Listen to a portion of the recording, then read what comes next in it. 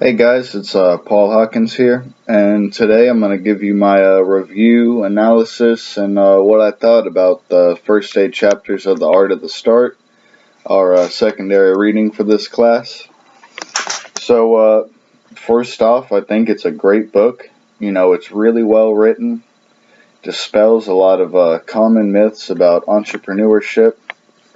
And chapter 1 and 2 are really great. They're realistic. They talk about defining, an objective for your company and kind of getting everybody on the same page.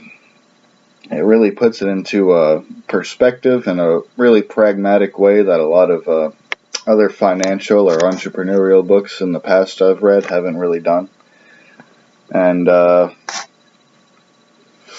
chapter 3 and 4 is basically about presenting your pitch to investors, or maybe, in the company you're already in. So that gives you some really good pointers on presenting a pitch, how to keep it concise.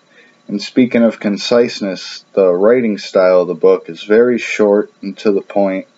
There's short chapters, short sections. It's not big, long blocks of text that are hard to read. So it's a very digestible book for anyone. Very interesting book too. Even if you're not an entrepreneur, it's an interesting read, frankly. And, talks about gathering, investing, in chapter 7. And in chapter 5 gets even more realistic, pragmatic, talking about bootstrapping so that you can, make do with the little resources that you have and try and create more value with those. So, that's not something you hear a lot about when you're reading about entrepreneurship. It's all bells and whistles, but, Guy really gets down to the point there. And chapter 6, basically on hiring processes and that kind of thing.